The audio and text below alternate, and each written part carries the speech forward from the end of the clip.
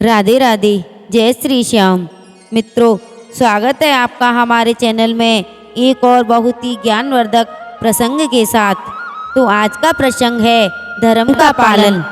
मैं इसी संबंध में आपको एक कहानी सुनाती हूँ, लेकिन वीडियो शुरू करने से पहले आपसे एक विनती है कि जिसने भी हमारे चैनल को सब्सक्राइब नहीं किया है वह हमारे चैनल को सब्सक्राइब कर लें, क्योंकि आपका एक सब्सक्राइब हमारे लिए बहुत ही महत्व रखता है। मित्रों, बहुत समय पहले की बात है। राम नाम का एक शिकारी जब वृंदावन के जंगलों में आया तो शिकार खेलने के साथ साथ उसने इस जंगल में रहने का फैसला कर लिया। उसका एकमात्र कारण था, उस शिकारी के घर में कोई नहीं था। अकेली जान चारों ओर से परेशान होने वाली बात थी। इस जंगल में उसने एक घास फूस की झोपड़ी डाल ली और शांति से रहने लगा। किंतु यहाँ रहते उसे एक चीज़ बार बार खटकती कि इस जंगल में उसका कोई मित्र नहीं था। बस इसी कमी के कारण वह चिंतित था। एक दिन रात को यही सोचता कि मित्र बनाऊं तो किसे। एक दिन वह जंगल में टहलता हुआ जा रहा था कि उसे एक कबूतरी मिल गई। उस कबूतरी को पकड़कर उसने अपने पिंजरे में बंद कर लिया और खुशी खुशी से वहाँ से चल दिया। उसने सोचा, चलो कोई मित्र ना होने से तो यह कबूतरी ही अच्छी है। नाम तो है कि कोई उसका जंगल में मित्र भी है। शिकारी जैसे ही जंगल में चलने लगा, आकाश पर काले बादल मंडराने लगे, बिजली कड़कड़ाने लगी, तेज हवाएं साए करती हुई चलने लगीं। तूफान आ गया।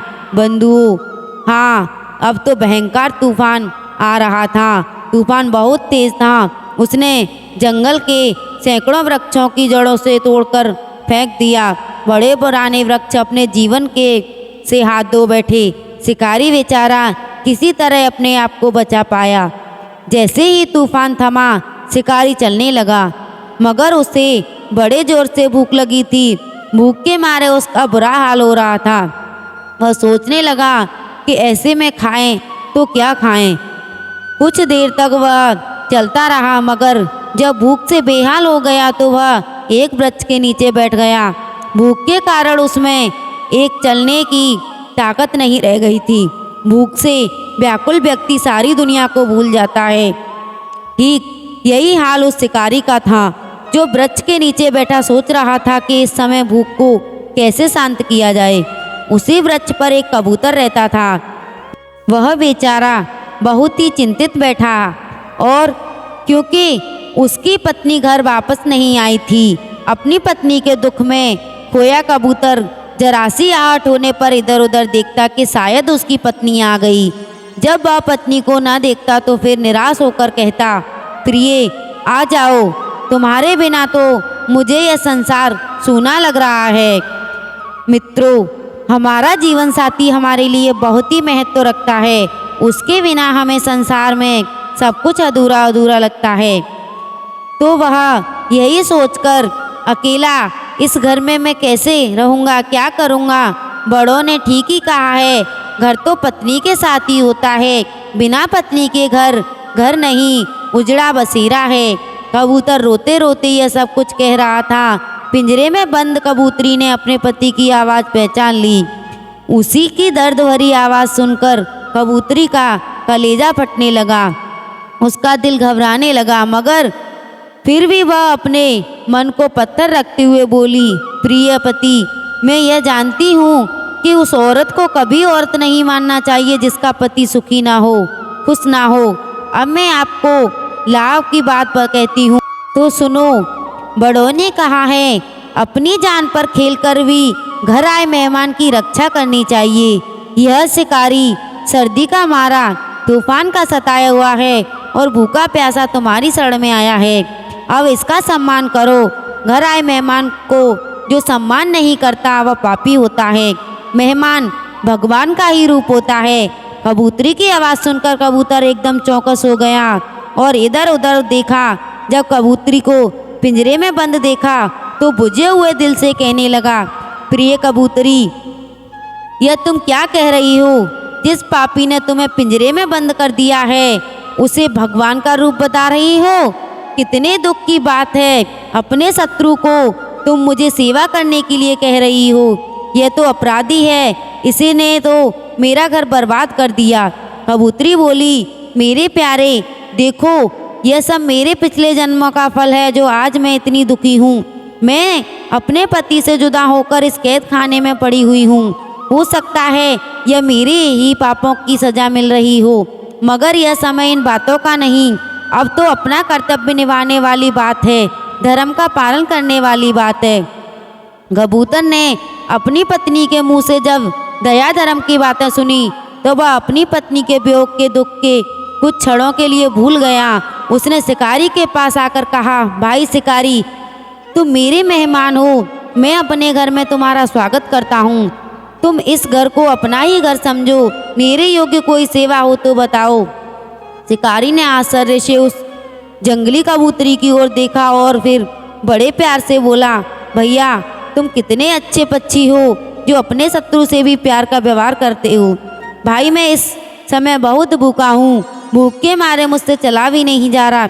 ऐसे में यदि कुछ खाने को मिल जाए तो ये आपकी कृपा होगी। देखो इस वर्षा में भीग गया हूँ, मुझे बहुत सर्दी लग रही है, कहीं ऐसा ना हो कि मैं इसी सर्दी में ठिठुर कर मर जाऊँ। कबूतर को शिकारी की यह हालत देखकर बहुत दया आ गई। उसने शिकारी से कहा, भाई तुम चिंता मत करो, तुम मेरे मेहमान हो, मेहमान की सेवा करना हमारा धर्म है। यह कहते हुए कबूतर उड़ गया और थोड़ी देर के पश्चात न जाने कहाँ से वह एक अंगारा ले आया। उसने सूखे पत्ते उस अंगारे को रखकर आग सुलगा दी।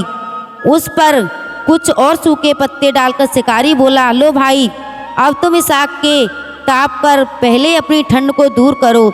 यह समय मेरे पास खाने का कोई प्रबंध नहीं है, इसी बात का मुझे दुख है। विद्वान कहते हैं कि जो अपने मेहमान को खाने के लिए नहीं दे सकता उसके घर में रहने का अधिकार नहीं। मगर अब मैं क्या करूं, मैं तो अभागा हूं। अब तो आपकी भूख मिटाने का एक ही मात्र उपाय है कि आप मुझे ही खाकर अपना पेट भर लें। इससे आपकी भूख भी मिट जाएगी और मैं अपने कर्तव्य का पालन भी कर लूँगा। मेरी पत्नी तो पहले ही आपकी कैद में है। कबूतर के इस धर्म पालन और त्याग को देखकर शिकारी का मन बहुत प्रसन्न हो गया। वह सोचने लगा, हम मनुष्यों से तो यह पक्षी अच्छे हैं कि जो अपने धर्म का पालन करते हैं, मगर स्वार्थी मनुष्य तो मानवता को भी भूल जाते हैं। भूख मनुष्य को अंधा कर देती है, भूखा मनुष्य सब कुछ भूल जाता है। शिकारी का भी यही हाल हुआ। उसने कबूतर की जलाई आग में ही उस कबूतर को फेंक दिया ताकि वह भून कर उसे खा ले।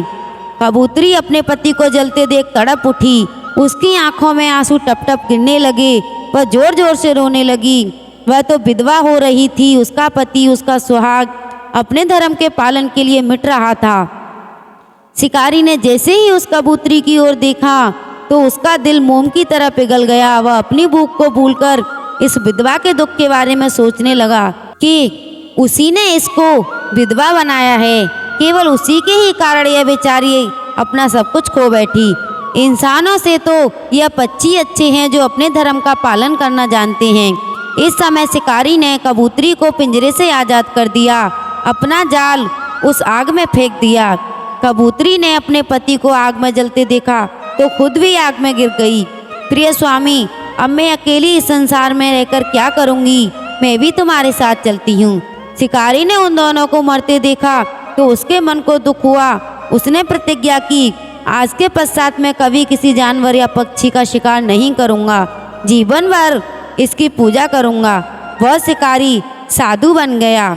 मित्रों, इस कहानी से हमें यह सीख मिलती है कि पाप करने वालों को कभी शांति नहीं मिलती और अतिथि सेवा मनुष्य का सबसे बड़ा धर्म होता है और उसी से उसे शांति मिलती है। अपने घर आए अतिथि और मेहमान का हमें सत्कार आदर करना चाहिए। बंधुओं, अगर आपको हमारी वीडियो अच्छी लगी हो तो हमारे चैनल को सब्सक्राइब, वीडियो को लाइक अवश्य करें। धन्यवाद।